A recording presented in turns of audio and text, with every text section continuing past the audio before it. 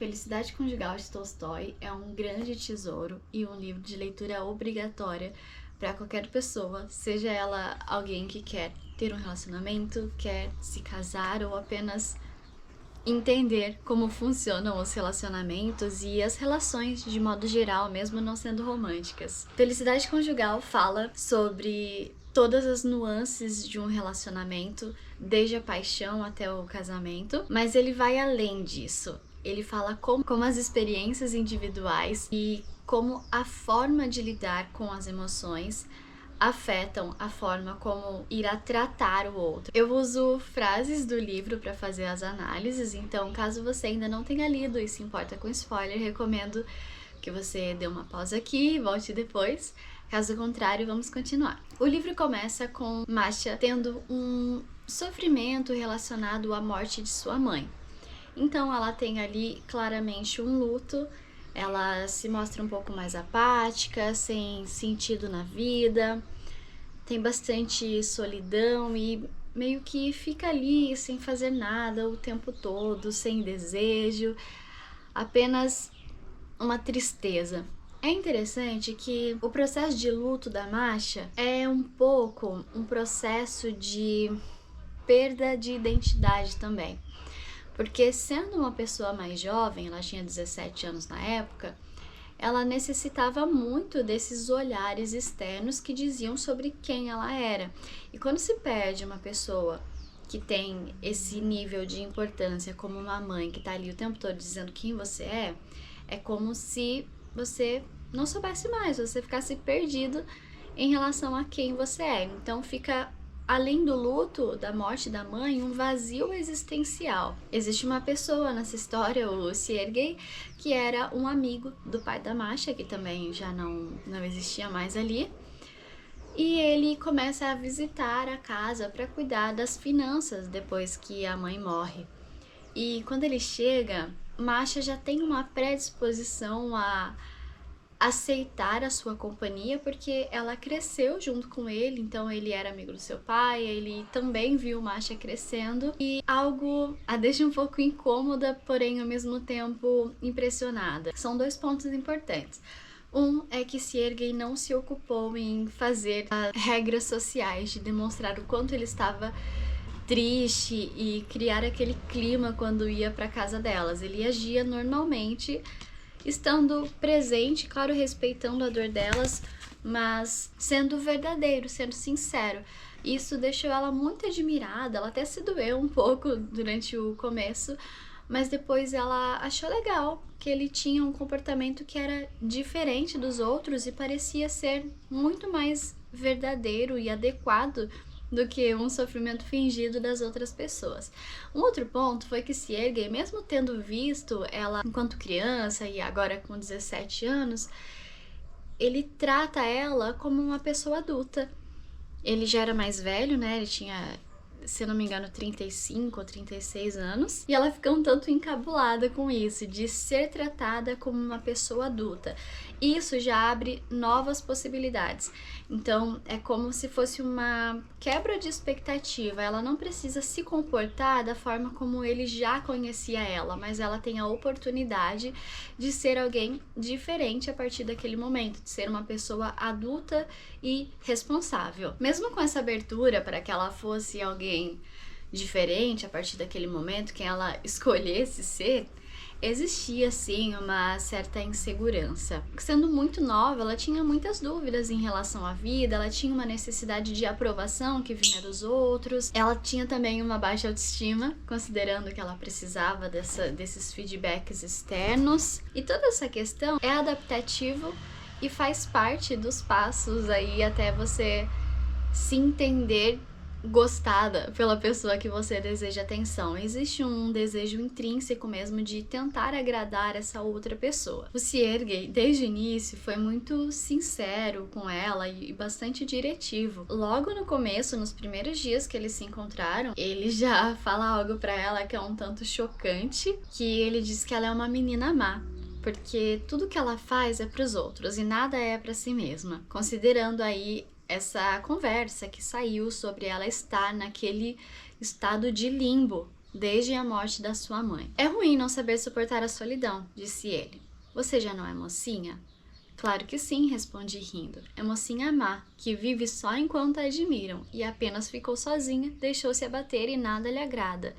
É tudo para exibir, nada para si mesma. Aí ele já joga uma realidade no colo dela, de que ela é uma pessoa que não sabe lidar com seus próprios sentimentos, mas ela precisa sempre de uma validação externa, de uma ocupação e uma dispersão de atenção para poder conseguir seguir a vida ali normalmente. Ela começa a gostar dessa companhia do Sergei na casa dela e ela começa a melhorar.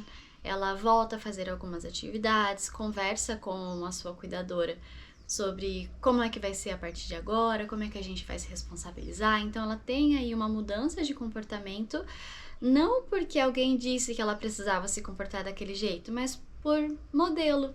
Ela viu o Sergei se comportando daquela forma, ela teve a oportunidade de ser assim também e optou por conta própria começar a gerir a situação de algo mais de forma mais adaptativa. Porém, nenhuma segurança é adquirida de forma rápida. Então é claro que durante as idas do Sergei para a casa dele ou para o trabalho, cuidar das outras questões que ele tinha, ela ficava com medo de voltar a ter aquela tristeza que ela estava tendo antes da sua chegada. Quando o Sergei vinha para casa dela, eles falavam basicamente sobre ela e nada sobre ele. Ela sabia coisas muito esporádicas assim sobre a vida dele, o que ele fazia no seu dia a dia. Existia uma certa admiração misturada com estranheza, como que um distanciamento, mas um distanciamento que não era real.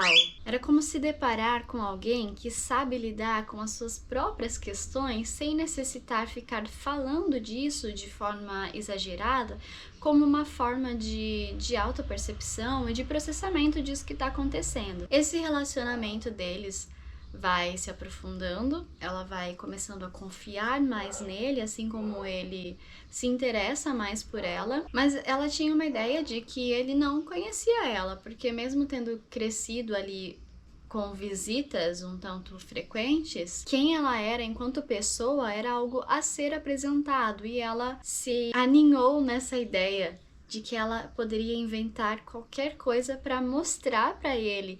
Então toda essa insegurança que ela sentia sobre mostrar quem ela transformou em uma oportunidade de fazer com que ele acreditasse no que ela quisesse. E nisso ela construiu a confiança dela. Mas ele não conhecia o meu espírito, porquanto o amava e porque este na mesma época crescia e desenvolvia-se. Era nisso que eu podia enganá-lo, e enganava. E que leveza eu senti na sua companhia, depois que percebi isso com nitidez. Desapareceram em mim todos os constrangimentos sem motivo, os movimentos freados, porque ela estava ali um pouco se apaixonando por ele, então tinha esse medo de perder ele, né? De que ela tinha que agradar a todo custo para não perder ele. E quando ela foi percebendo que ele a aceitava da forma como ela era, não precisou mais ter essas máscaras, esses movimentos freados. Ela não estava em perigo diante daquela relação, mas ela era aceita por completo. Quando Masha conhece o Sergei, ele tem muitos aprendizados, muitas reflexões para dizer para ela. Porém, ela também estava em um período de maturação cerebral. Então a gente tem a Masha aí com 17 anos. É uma idade que o córtex pré-frontal tá ficando mais pronto. A gente tem hoje aí que até os 25 anos, por aí. Então aos 17, ok, algumas pessoas desenvolvem antes, dependendo da vida que tiveram. Então foi uma grande junção de uma maturação cerebral, de uma experiência que ela já vinha tendo fisicamente e de exemplos externos que complementam e passam a fazer sentido de acordo com essa época aí que ela tá vivendo. Algo que o Sergei mostra muito para ela é sobre sair do centro, de não acreditar que você é o centro de tudo, mas sobre se atentar às necessidades das outras pessoas, de viver em prol das outras pessoas. E ela começa a perceber isso, ela começa a ver que existe um mundo além dela. Isso é muito comum em adolescentes, em jovens. Disse muito de que adolescentes não são empáticos, eles não conseguem pensar no outro, agem de forma que não é o mais esperado, mas é uma dificuldade da idade deles mesmo. Também ele ensinou-me a olhar os camponeses, os criados, as empregadas domésticas de maneira totalmente nova. É ridículo dizê-lo, mas até os 17 eu vivi em meio a essa gente mais estranha a ela que em relação às pessoas que eu jamais conheci. Nunca pensei que, tal como eu, eles tivessem amores, desejos, comisseração. Então ela começa a sair dessa bolha em que só existe ela e só ela importa, que as pessoas vão pensar sobre ela. Não era em vão que ele dizia existir na vida apenas uma felicidade indiscutível, viver para outrem. Parecia-me então estranho, eu não compreendia isso, mas essa convicção, mais do que a ideia, já me penetrava o coração.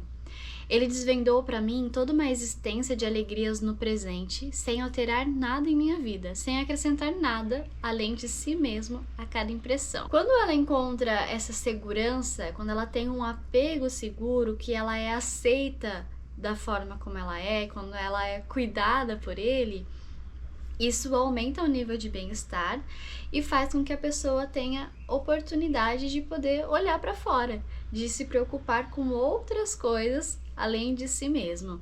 Ela começa a perceber a partir disso de que existia possibilidade de compreender que a alegria pode surgir a partir de algo maior do que você mesmo.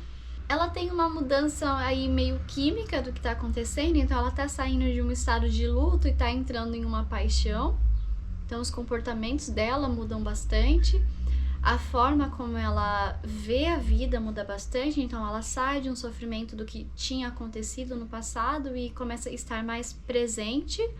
Então ela se sente mais leve no dia a dia, ela consegue observar melhor os detalhes, os acontecimentos, como se ela estivesse treinando ali um estado de atenção plena. Isso também tem um papel bastante importante aí do córtex pré-frontal, que está numa época de um bom desenvolvimento no caso dela. Em determinado momento, Masha está completamente apaixonada por Sergei, apesar da diferença de idade deles, o que vai ser um empecilho nessa relação, porque ela, como uma adolescente, uma jovem, só quer se entregar aos sentimentos e ver o que acontece, vamos arriscar. E ele, como sendo uma pessoa mais velha, pensa, isso não pode acontecer. Ela pensa de modo totalmente distinto ao que eu penso, as experiências de vida que eu já tenho. Apesar de nunca ter tido um relacionamento e ser casado, ele compreendia a diferença de visão de mundo entre essas idades. Tolstói descreve de forma muito legal a experiência da paixão, que é esse estado de obsessão e de ansiedade, de querer ficar o tempo todo pensando na pessoa, se preocupando com ela, como se você vivesse em busca de algo, como se estivesse procurando por alguma coisa. Tinha a impressão de que os meus sonhos, pensamentos e rezas eram seres vivos, que viviam comigo ali na treva, que esvoaçava junto ao meu leito, que pairavam sobre mim. E cada pensamento era dele, cada sentimento também. Então eu ainda não sabia que era amor. Pensava que isso podia ser sempre assim e esse sentimento nos era dado gratuitamente. Aqui ela já começa a dar uma ideia do que é que vai começar a acontecer aqui, porque ela diz que ela acreditava que era assim, mas provavelmente nós vamos ver que não era. Mesmo vivenciando esse estado de paixão, de obsessão causado por uma alteração neuroquímica, de liberação excedente de dopamina, e essa é a função da dopamina, de nos manter funcionais, manter comportamentos que vão nos direcionar a conseguir algo. Ela já dá um spoiler aí futuro de que não é assim que vai acontecer. E quimicamente falando, é algo impossível de ser sustentado. Ela diz que acreditava que esse sentimento era amor e que nos era dado gratuitamente. E, na verdade, ele não é nem um pouco gratuito, ele é muito custoso para o nosso cérebro, porque é como se ele tivesse uma alteração neuroquímica relacionada ao uso de psicotrópicos, de drogas. Então é muita coisa para o cérebro sustentar por tanto tempo. Então ele começa a se reajustar aí depois de um tempo, e essa alteração, esse estado de paixão pode durar por média 2 anos. Embora o Sergei tentasse esconder isso dela, tentasse ser mais centrado e racional, ele também foi se apaixonando por ela e teve uma mudança de comportamento, mesmo que mais contida. Todo o seu ser, do semblante aos pés, respirava satisfação, felicidade e uma vivacidade infantil. Existe um acontecimento em que eles saem para colher algumas frutas e ela vê ele pensando sobre ela e falando o nome dela. Ele vê que foi visto e fica desconfortável com a situação, não sabe muito bem como agir e tenta retomar para não deixar isso seguir em frente. Ele esforçou-se em readquirir o seu tom paternal e protetor, mas não conseguia e não me enganava mais. Os sentimentos, eles são comunicadores. Então, quando nós sentimos algo é porque eles têm alguma mensagem para nos passar de algo que precisa ser feito, e também são comunicadores para as outras pessoas. Então, mesmo diante de todos os esforços aplicados, eles vão dar um jeito de serem vistos. E foi o que aconteceu aqui. Ele não conseguiu disfarçar esse estado de paixão que ele estava tendo pela Masha. Ela apresenta esse comportamento que pode ser tanto da idade quanto um pouco do funcionamento da própria Masha, que é essa vontade de se entregar cegamente ao que vai acontecer. Então ela fica aborrecida e sente pena dele por ele estar tentando não seguir em frente com esse sentimento que ele está tendo, porque é como se ele estivesse se privando de uma felicidade impossivelmente perfeita e feliz que eles iam ter. Masha começa a ficar muito agitada com essa história toda, né? Nesse estado de paixão, se sentindo obcecada por ele. E ela começa a ter um certo nível de sofrimento com isso. Então ela busca algumas formas de regulação emocional. E a forma de regulação emocional que Masha tem é alimentando a espiritualidade. Então ela diz que ela começa a rezar e ela decide que vai fazer um jejum para poder casar nos dias dos seus anos. Quando ela fizesse os 18 anos, ela gostaria de se casar com o Sergei. Mesmo sem ele ter dito a ela que ele gostaria de fazer isso, ela se propõe a se preparar para essa ocasião que ia acontecer e rezava durante todo esse processo. Então, o processo de rezar, de orar, ele é uma forma de regulação emocional também. Ter uma certeza instantânea de que algo vai acontecer é uma forma também de encontrar conforto e um certo propósito ali para o que estava acontecendo. Então, como ela já havia dito em algumas outras oportunidades, a ideia do que ele falava já começava a fazer sentido para ela, mas ela não entendia exatamente como é que funcionava em questão de se comportar daquela forma. Num dia comum, ela vê uma oportunidade de provar isso. Então ela fica sabendo de uma família que está tendo dificuldade com algo, ela tem um certo dinheiro guardado, faz isso de se doar ao outro, de agir em benefício do outro. Algo apertou meu coração e ao mesmo tempo eu como que me alegrei ao ouvir isso. Corri para cima, apanhei todo o meu dinheiro, coloquei o dinheiro no peitoril e bati. Trêmula e fria de medo, como uma criminosa, corri para casa. Tudo me pareceu de repente tão insignificante e mesquinho. Incapaz de dar conta do meu sentimento a mim mesma, pensei também na alegria de toda a família, nas palavras que se refeririam à pessoa que depositara o dinheiro, e fiquei com pena de não ter entregue pessoalmente. Então, existia a ideia sobre como agir, mas ainda existia a necessidade dessa validação externa a respeito do que ela estava fazendo. Pensei também no que diria Sergei Mikhailovich ao saber dessa ação, e alegrei-me com o fato de que ninguém mais o saberia.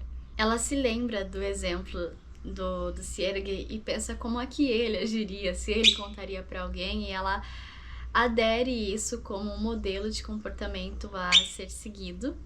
e começa a entender melhor a partir daqui o que é que significava tudo aquilo que ele falava para ela sobre o que é viver pelo outro. E a gente volta lá na primeira frase de confronto que ele falou para ela sobre tudo que ela fazia ser para exibir e nada para si mesma.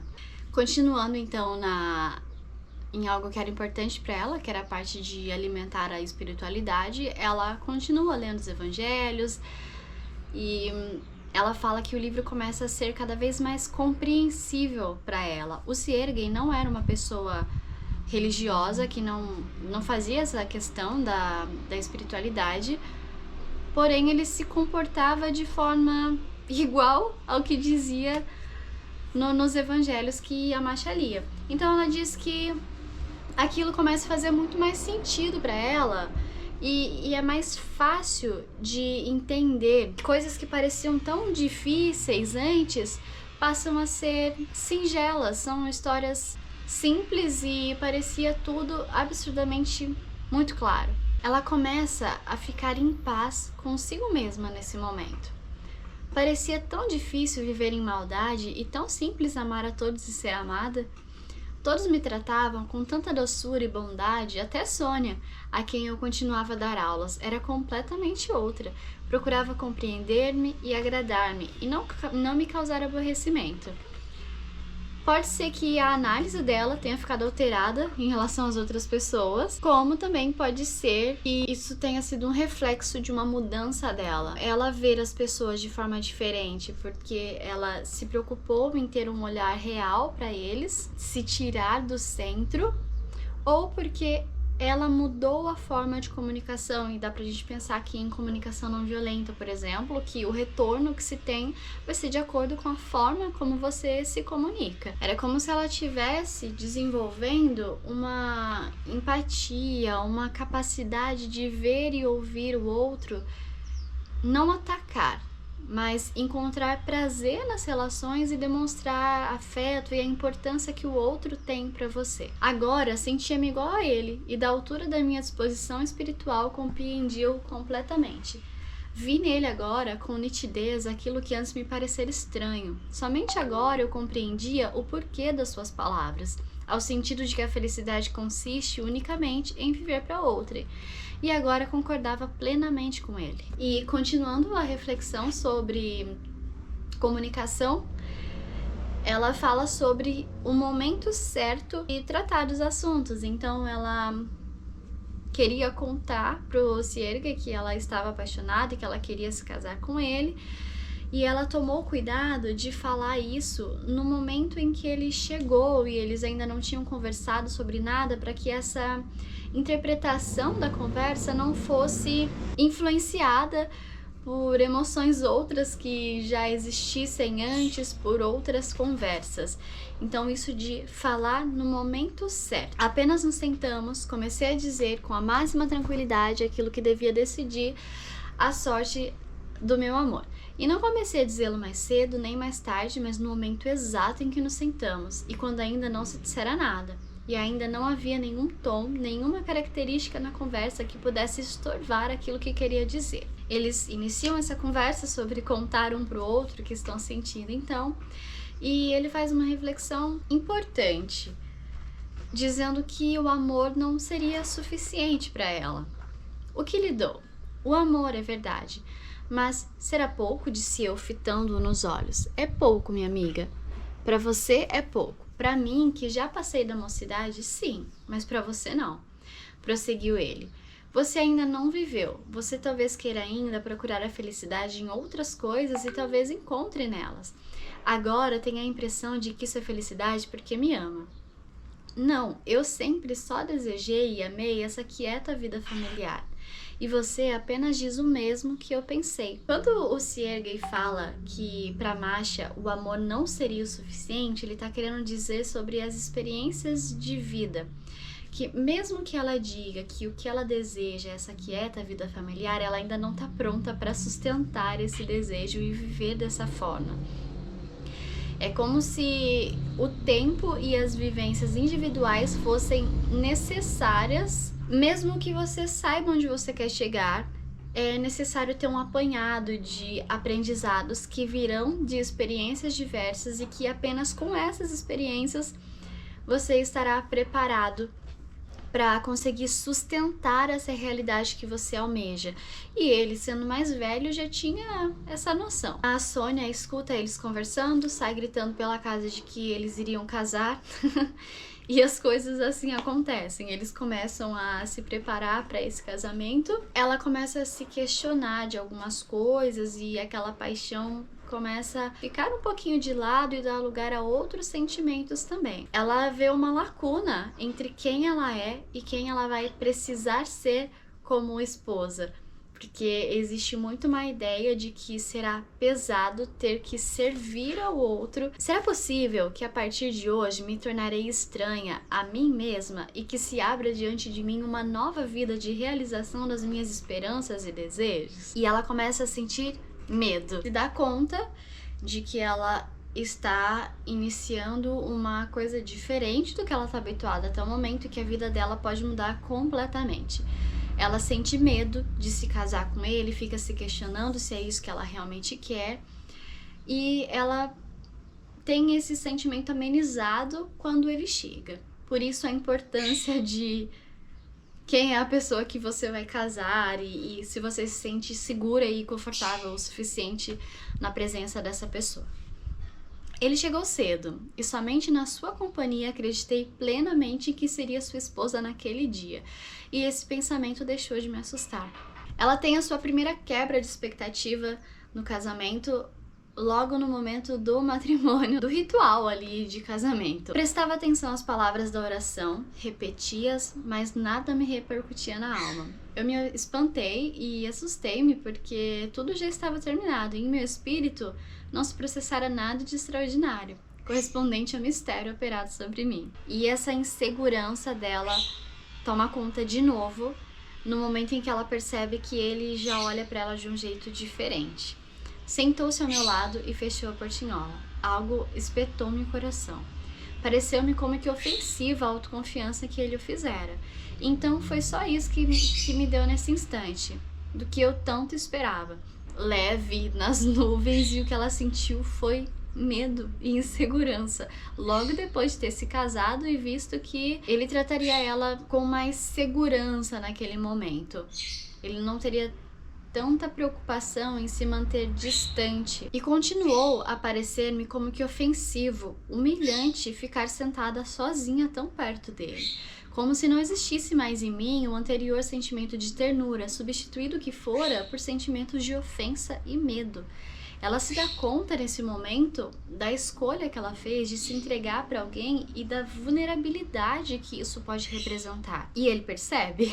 Tem medo de mim, minha amiga? Disse ele, apanhando minha mão e baixando sobre ela a cabeça. Minha mão permaneceu deitada, sem vida, na mão dele, e o meu coração foi ficando dolorido de frio. Sim, murmurei. Mas, no mesmo instante, o coração bateu-me mais forte, a mão tremeu e apertou a sua.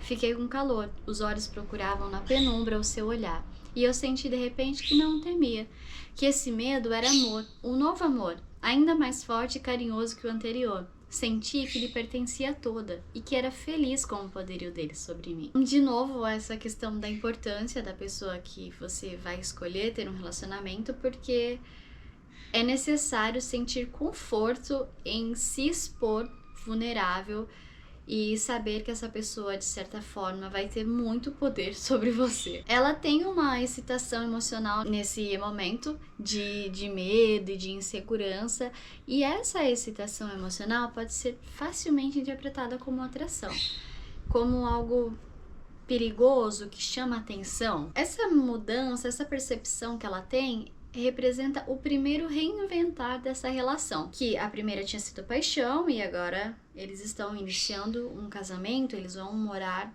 em uma casa diferente, iniciar uma rotina diferente. E é interessante que quando ela tem espaço para assumir que ela tá com medo dele sim e encontra afeto como resposta, existe espaço para acontecer uma reavaliação cognitiva e ela interpreta a realidade com base nos novos sinais que ela tá recebendo. Aí todo esse medo e insegurança pode se transformar em uma excitação não mais de medo, mas romântica. Ela se muda para a roça junto com ele e percebe que a vida tá acontecendo de forma bem diferente aí do que eles tinham planejado. Mas isso num sentido bom. Existe uma adaptação entre o que se espera e a realidade, e ela consegue fazer isso de forma adequada. Só que ela percebe que teve algumas partes que eram melhores do que ela tinha imaginado. Não havia esse trabalho severo, o cumprimento de um dever de abnegação, de viver para o outro, em que eu imaginava quando noiva. Existia, pelo contrário, um sentimento de amor a si mesmo. Em nosso amor, um pelo outro, um desejo de ser amado, uma alegria contínua e sem motivo, e o esquecimento de tudo no mundo. Viver pelo outro, se doar e fazer pelo outro, não era custoso como ela tinha imaginado anteriormente. Ela começa a ter uma sensação, no entanto, de que as coisas estavam fáceis demais. E ela começa a refletir sobre a casa anterior que eles moravam. Eles se mudam em um determinado momento, né? Existia um prazer maior em quando eles moravam com outra pessoa, no sentido de que tinha algo a ser alcançado. Ao me lembrar agora daqueles dias, vejo que muita coisa, aquela invariável ordem que nos amarrava, aquela infinidade de pessoas ociosas, indiscretas em nossa casa, era incômoda e pesada. Mas, naquele tempo, o próprio constrangimento em que vivíamos vivificava ainda mais o nosso amor. Então tem muito essa questão de a expectativa da liberdade, ter algo a alcançar, alimentava o desejo entre os dois e ela começa a sentir falta disso. Com o tempo isso vai aumentando. Decorreram 2 meses, chegou o inverno com seus frios e tempestades de neve e embora ele estivesse comigo, comecei a sentir-me solitária. Comecei a sentir que a vida se repetia e amar era pouco para mim. Depois que eu experimentar a felicidade de apaixonar-me por ele. Eu queria movimento e não uma fluência tranquila da vida. Queria inquietação, perigos e autossacrifício em prol do sentimento. É como se ela estivesse vivendo um novo período em que o cérebro dela ali estava pedindo por dopamina e ela tinha que buscar prazer de alguma forma porque a vida ali estava muito pacata. E ela começa a buscar meios de recuperar essa excitação emocional porque ela vive uma dissonância cognitiva. É como se, porque a vida estava muito fácil, ela não tivesse valor o suficiente, como se o que fosse mais difícil fosse mais valoroso do que o que é fácil. E realmente eu era feliz, mas atormentava-me o fato de que essa felicidade não me custava nenhum trabalho, nenhum sacrifício, enquanto as forças do trabalho e do sacrifício reprimidas me faziam sofrer. Ela começa a tentar induzir seu estado emocional no parceiro, gerando nele a angústia que ela sentia para tentar aliviar a sua própria. Embora eu tivesse vontade de ouvi-lo, agradava-me tanto destruir a sua tranquilidade. Eu não quero brincar de vida, quero viver do mesmo modo que tu. Compreende-me, pelo amor de Deus, meu bem, prosseguiu ele. Eu sei que as inquietações sempre nos causam sofrimento. Eu vi e aprendi isso. Eu te amo e, por consequente, não posso deixar de querer livrar-te das inquietações. Ele entende que existem processos que são individuais e não há nada que nós possamos fazer pela outra pessoa. Eu sentia despeito pelo fato de que, novamente, tudo estava claro e tranquilo em sua alma, enquanto a minha havia amargura e um sentimento que se assemelhava ao remorso. Essas provocações continuam até que ela consegue o que ela estava querendo. Atingir o meu objetivo. A sua tranquilidade desaparecera. Havia sofrimento em seu rosto. Masha, começou ele, a voz baixa e perturbada. O que fazemos agora não é uma brincadeira. Está se decidindo o nosso destino. Peço-te não responder nada e prestar muita atenção. Por que pretendes atormentar-me? Ele tenta mostrar para ela a importância do desenvolvimento pessoal e do autoconhecimento para a capacidade de regulação emocional porque atitudes impulsivas podem gerar danos que são irreversíveis dentro de um relacionamento. E ninguém sai ileso de uma relação. Nós somos constantemente afetados pelo outro, assim como afetamos o outro.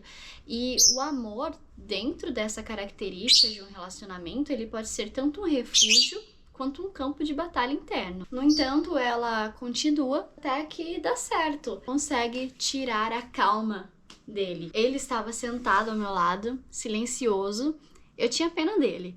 Vergonha por mim e aborrecimento por aquilo que acabava de fazer. Não o olhava, tinha a impressão de que nesse momento ele devia me olhar severo ou com perplexidade. Espiei, estava fixa em mim, um olhar humilde, terno, como que pedindo perdão. Ela tinha uma expectativa de que ele ia agir da forma como ela agiria, de acordo com o padrão de comportamento dela. No caso dela ali, existia uma dificuldade de processar o que aconteceu e de perdoar. Só que ela não encontrou isso nele, ela só encontrou olhares de afeto e de compreensão sobre por que ela estava agindo daquela forma e não o olhar de culpa que ela estava esperando receber. Depois dessa conversa, eles chegam à conclusão de que eles deveriam ir para a sociedade. A vida em sociedade, a qual a Masha ainda não tinha tido a sua experiência, porque ela era mais nova. Ela diz que quando eles estiverem lá, ela ia apenas visitar os parentes, frequentar teatro, assistir ópera. Mas quando ela chega, ela consegue se enturmar muito bem, ela é muito bem vista diante da sociedade. Ela diz que se encontrou, de repente, em um mundo totalmente novo e feliz, que foi envolvida por tantas alegrias, interesses tão novos surgiram, que ela renunciou no máximo, ainda que inconscientemente, todo o passado dela. Ela chegou até a tirar o mérito do que ela tinha vivido. Aquilo foi tudo à toa, umas brincadeiras, ainda não começaram, mas eis a vida de verdade. E o que vai acontecer, pensava eu? A inquietação e um começo de angústia que me perturbavam na roça desapareceram por completo. Num instante, como que por milagre.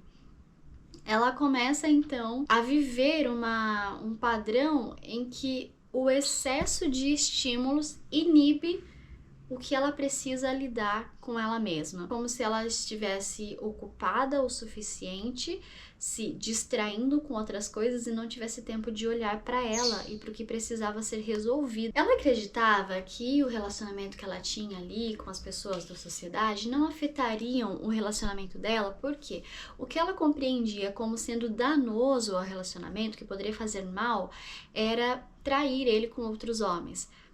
Então, ela acreditava que estava tudo bem porque ela estava ali se mantendo fiel, porém, ela conseguia ver apenas o que era escancarado. O que iria afetar o relacionamento dela de verdade era ir além da moralidade de ser fiel ao seu marido. O implícito era o mais considerável, que é como ela trataria o marido após essas relações com a sociedade, como ela se transformaria e tiraria importância e cuidado ao se dirigir a ele. A relação deles foi ficando mais difícil a cada dia, diferença no estilo de vida que eles estavam tendo, até que um dia ela se vê tendo que cumprir o papel que ele cumpria, de ser a pessoa apaziguadora e de tentar acalmar a situação, porque ele, em determinado momento, quando ela disse que fazia sacrifícios pela relação dele, como se isso fosse uma coisa penosa e ruim de fazer, ele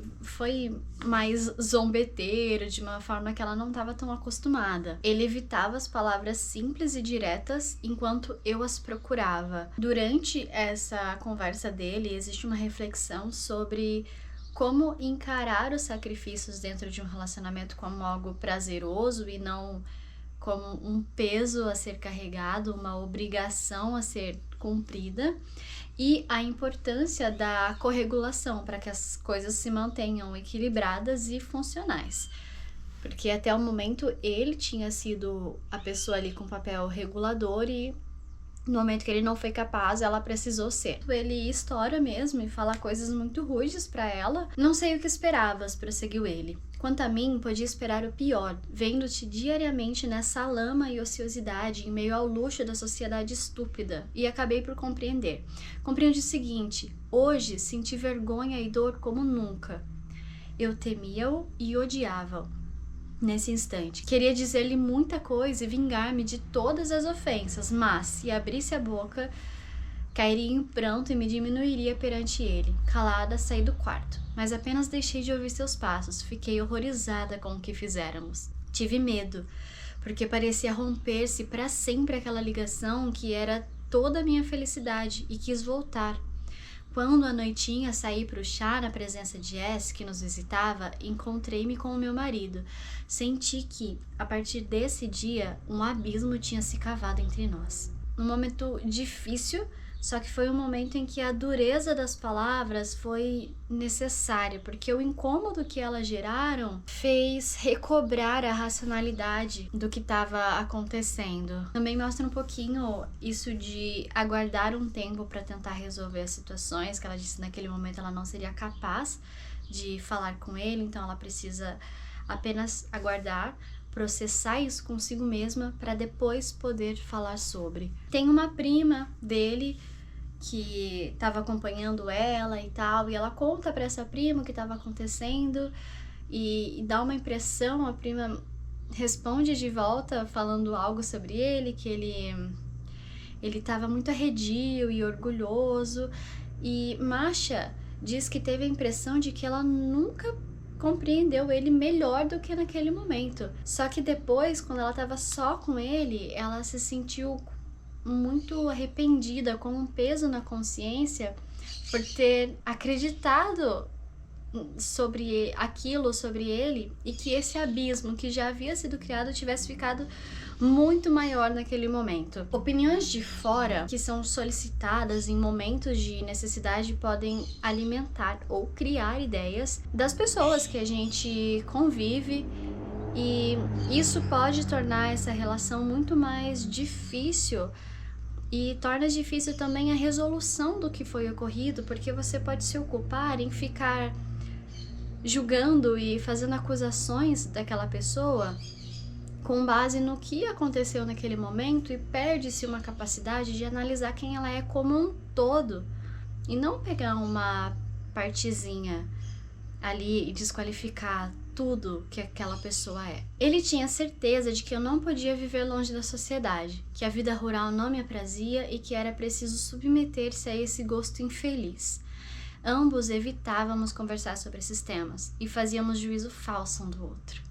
A comunicação é o que existe de mais importante dentro de um relacionamento, porque ela dá para cada uma das pessoas a oportunidade de se reapresentar a cada momento diante de instabilidades, para que aquele momento seja resolvido e não piorado com base em suposições que um vai fazer a respeito do outro que está dividindo o espaço. Eles se afastam depois dessas brigas todas, essas palavras rudes, e começam a viver num automatismo. Na sua ausência, senti vazio e solidão, mas quando voltou, percebi que ele não acrescentava mais à minha vida o que lhe acrescentara outrora. Essas relações transformaram-se tão imperceptivelmente que nem notamos. Apareceram para cada um de nós interesses e preocupações próprios, específicos, e que não tentávamos mais fazer comuns.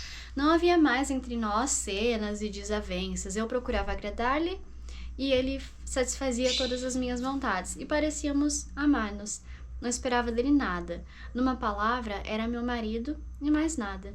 Parecia-me que tudo devia ser assim mesmo, que não existiam relações de outro tipo e que elas nunca existiram entre nós. Eles passam por uma habituação que é parte da neuroplasticidade. O nosso cérebro ele tem tendência a fazer isso, só que precisa tomar cuidado para não perder que está acontecendo o que você sempre desejou que acontecesse, de valorizar isso de verdade e acabar não reclamando de uma vida que talvez você sempre desejou ter e só se dá conta quando ela deixa de existir. Fica um clima ruim entre eles, essa indiferença, porém ela ainda se esconde nos prazeres da sociedade, como se ela usasse dos prazeres para não ter que olhar para si mesma e não resolver a situação que precisava ser resolvida, mesmo que vez ou outra nos momentos em que estavam mais quietos, estavam juntos, ela podia perceber que existia algo que estava estranho e que podia ser melhorado. A vida da sociedade, que a princípio me deixou ofuscada com o brilho e com as lisonjas ao amor próprio, logo apossou-se totalmente dos meus gestos. Tornou-se um hábito, impôs-me suas cadeias e ocupou em minha alma todo lugar disponível ali para o sentimento. Agora, nunca mais ficava a sós comigo mesma e temia pensar na minha situação. Todo o meu tempo, desde tarde da manhã até tarde da noite, estava ocupado e não me pertencia. Mesmo que eu não saísse de casa, isso não me alegrava de que tudo sempre devia ser assim e não de outra maneira. O livro fala em determinado momento que nesses 3 anos em que eles foram casados, aconteceram 2 acontecimentos importantes. Uma foi a morte da mãe do Sergei e a outra foi o nascimento do primeiro filho deles. E é muito interessante essa parte porque é um livro antigo e quebra o tabu dos filhos sendo resolvedores de vidas e de relações, e toda aquela questão de que a mãe passa a encontrar sentido na vida. E ela diz que não foi nada disso para ela, que nos primeiros 2 meses sim, ela acreditou que tudo seria diferente, mas que depois ela já voltou para os afazeres sociais dela e se esqueceu, e cuidar do filho não passava de um dever a ser cumprido. O marido, por outro lado, disse que voltou a ser aquela pessoa tranquila, pacata e caseira, e que acabou transferindo para a criança toda a ternura e a alegria de outros tempos. É uma parte importante porque tem-se a ideia de uma mudança automática, e como tudo o que vem sendo traçado no livro é um processo que precisa de atenção e de esforço, assim como o amor ao marido tem que ser alimentado por meio das ações no dia a dia. Com os filhos é o mesmo. O amor é uma escolha, é algo que é construído com o tempo, conforme você escolhe se doar e usar o seu tempo nessa relação. Quando se fala de filhos especificamente, é como escolher dar afeto e cuidar sem esperar nada em troca. É claro que quando a gente pensa em um relacionamento saudável, isso de sem esperar nada em troca acaba sendo doentio ao longo do tempo, mas é a ideia, sabe? Precisa receber algo em troca, mas você não age esperando que vai receber. Você age porque você se sente bem em agir dessa forma. E aí, quando se fala de filhos, isso pode ser um pouco mais difícil, porque muitas vezes não vai ser correspondido. Um bebê mesmo, o único retorno que se tem de um bebê, de toda a dificuldade que envolve uma criação, são alguns momentos de sorrisos que ele dá para a mãe ou coisas desse tipo. Quando a gente fala de uma pessoa que tem uma necessidade muito grande desses feedbacks externos e de alguém preenchendo o seu ego, fazer algo por tanto tempo sem receber nada em troca pode ser muito desafiador. Durante esse período de estadia aí na sociedade, chega um momento que ela fica doente e fica em casa durante um período um pouco maior, e quando ela sai, ela sente o peso das relações vazias. Ninguém mais se importa com ela, outra mulher já tinha tomado seu lugar, começa a entender um pouquinho do que o Sergei falava, de que as outras relações com essas pessoas não eram importantes porque eram vazias. Eram só de aparências e elas não se doavam de verdade. Começa a ter algumas confusões de sentimentos por um homem que ela encontra em uma das festas. Ela se sentia ofendida por esse homem, na verdade. Atormentava-me o pensamento de que eu ouvira suas palavras e que, apesar disso, ele não me temia. Tinha asco de senti-lo tão perto e, sem olhar para ele, sem lhe responder, procurando segurar o braço de modo a não sentir o contato, caminhei apressada atrás de LM e do francês. Odiava-o e temia-o, e ele me era tão estranho, mas nesse momento repercutiram tão fortemente em meu íntimo a perturbação e a paixão desse homem odioso e estranho para mim. O cérebro interpreta o perigo em si, né, como um sinal de valor. Eu queria tão incoercivelmente entregar meus beijos dessa boca rude e bonita ao carinho dessas mãos brancas de veias finas e anéis de dedo. Tinha tanta vontade de me atirar de cabeça no abismo de repente aberto. Esse sistema de recompensa, ele não diferencia um desejo moralmente correto ou não, ele simplesmente responde ao que provoca prazer. O que me atraía, o abismo das delícias proibidas. Quando existe uma emoção tão intensa, o córtex pré-frontal fica um pouco mais inibido e ele é responsável pela racionalidade. Então, nesses momentos, pode ser um pouco mais complicado lembrar dos motivos pelo qual você mantém o seu comportamento diário, porque que aquilo é importante. Lembrei-me de meu marido e filho como criaturas queridas que tivessem existido havia muito tempo e com as quais eu tivesse acabado qualquer relação. Então, esse enfraquecimento do córtex pré-frontal faz com que aquela oportunidade pareça ser irresistível. Porém, se a pessoa já tem esse costume de analisar as situações e de ser mais centrado, não fazer as coisas por impulso, ela vai conseguir entender rapidamente que aquilo se trata apenas de um estado temporário que é biologicamente insustentável e que aconteceria igual à relação que ela tem no momento. E o relacionamento dela com o Sergei continuava daquela forma. Havia entre nós como que uma ofensa não perdoada. Era como se ele me castigasse por algo e fingisse não o perceber.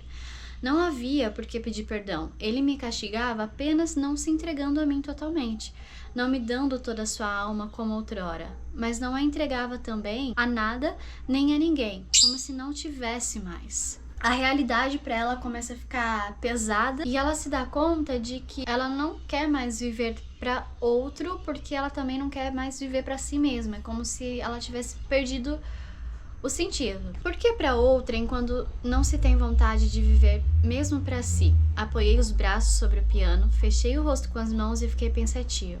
Passei muito tempo sentada assim, lembrando com sofrimento passado, o irreversível e inventando timidamente algo novo. Me parecia não existir nada pela frente. Era como se eu nada mais desejasse nem esperasse. Meu Deus, pensei, perdoa-me se eu sou culpada, ou devolve-me tudo que eu tinha de tão belo em meu íntimo, ou então ensina-me a fazer como viver agora. Novamente, a sua presença, a sua voz singela, bondosa, desmentiu que eu tivesse perdido algo. O que eu mais tinha a desejar? Ele era bondoso, de gênio brando, bom marido, bom pai, e eu mesma não sabia o que me faltava. Quando ela se depara com esse absurdo da existência que ele fala e volta à consciência, ela percebe que não existe punição da parte dele. Quando ela conhece nela o vazio, ela deixa de exigir dele o irreal e se reorganiza em apreciar o que já existe, que é real, que é palpável, e não fica mais imaginando algo que vai ser melhor. Eles se sentam em um local ali para conversar um pouco e ela diz: me dá tristeza justamente o fato de que tudo seja tão bom diante de mim, dentro tenho tanta incoerência, tudo é tão incompleto, há tanto desejo de algo e aqui tudo é tão belo e sossegado. Ele responde: gostarias de ser a erva, a folhagem, a chuva e eu apenas me alegro com elas. Não lamentas o passado? Não, repetiu, sou grato por ele, mas não o lamento. Mas não gostaria de fazê-lo voltar? Ele virou a cabeça e pôs-se a olhar para o jardim. Não quero isso, como não quero que me cresçam asas, disse. Não se pode. E não corriges o passado? Não censuras a ti mesmo ou a mim? Nunca. Tudo acontece para melhor. Ela começa a se questionar por que ele não tá censurando ela pelas coisas que ela fez e até culpar ele por ele ter permitido ela viver essa vida da sociedade, enquanto ele se mantém no discurso de que ela precisava disso, e ele teve ciência disso desde o início, quando ele falava de que o amor não seria o suficiente para ela naquele momento. Não sei o que me censuras, começou ele. Se é o fato de que te amei menos que antes, amou, disse eu. dentro do meu lenço, e as lágrimas amargas escorreram sobre este, em maior abundância ainda. Isso tem culpa o tempo e nós mesmos. Cada época tem o seu amor. Eu passei noites terríveis de insônia, rompendo, destruindo esse amor que me atormentava. Eu não o destruí, mas destruí apenas aquilo que me atormentava.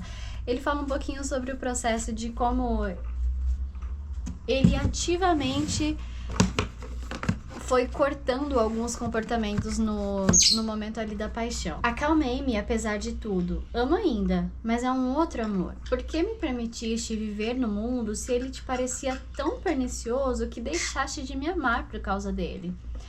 Não foi o mundo, minha amiga, disse ele. Enquanto ela fica ocupada nessa questão de encontrar um culpado, sejam eles ou seja o tempo, ele entende o tempo como uma circunstância lapidadora, tanto do amor deles quanto dela própria. E ele tem uma sensibilidade tão grande em não ter cobrado da Masha que ela se comportasse da forma como ela dizia que esperava se comportar, porque ele sabia que ela ainda não conseguia, ou que se ela tivesse feito não lhe seria verdadeiro, porque ela não tinha passado pelos passos que seriam necessários para poder chegar até isso. E aí ele é muito sensível em apoiar ela, mesmo diante do próprio desconforto, a passar por tudo que ela precisava até ela ser capaz de sustentar essa realidade. Todos nós, e particularmente vós mulheres, devemos viver sozinhos todo o absurdo da existência, a fim de voltar à própria vida, e não se pode crer em outra coisa.